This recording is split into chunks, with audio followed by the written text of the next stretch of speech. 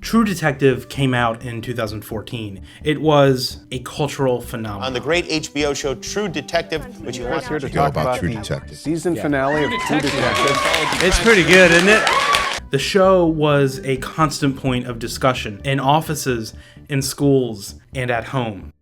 And by the end of the year, True Detective found its own home etched in the dark corners of our pulp culture lexicon.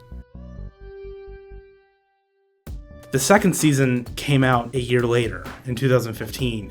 It was divisive. Not many people said wonderful things about it. No one wrote sprawling essays about its main character's philosophies. And its finale failed to bring HBO Go to its knees.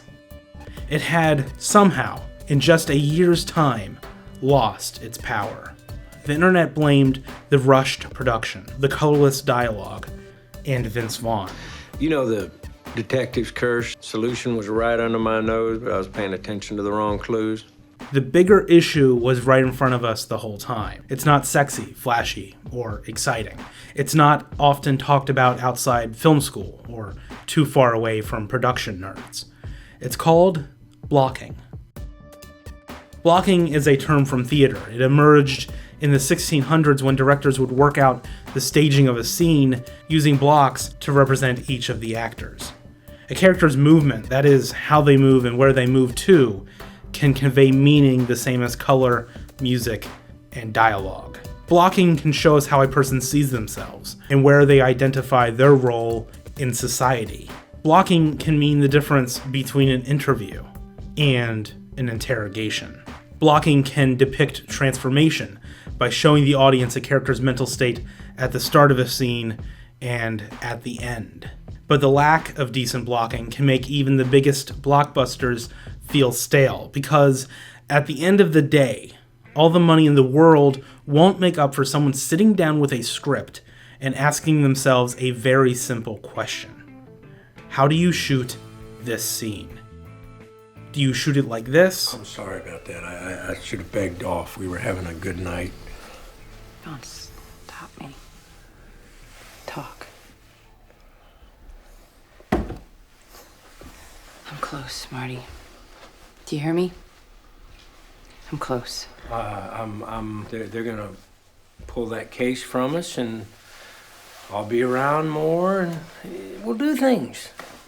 Why is there all this space between us, Marty? Or like this. Where's Chad? He's not coming. What? Why? You're gonna ask me why? Really? You fucking prick. What, that thing at the school? I apologized to Chad, and it's between me and him. That's not the end of the story, and you know it. How's that? The police said that someone beat up Wick Conroy. Said it's something to do with a schoolyard altercation. Well, I don't know anything about that, but sometimes a good beating provokes personal growth.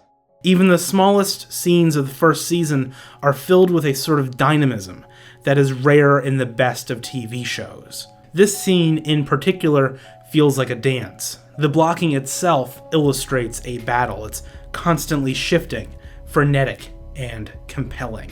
What's so fascinating about comparing season 1 to season 2 is that they largely deal with the same scenes: marital disagreements, backdoor conversations with bosses, interviews, and interrogations. And the single biggest difference between season 1 and season 2 is how they tackle these scenes. True Detective season 1 uses its interrogations and interviews to illustrate the differences in character between Marty and Rust.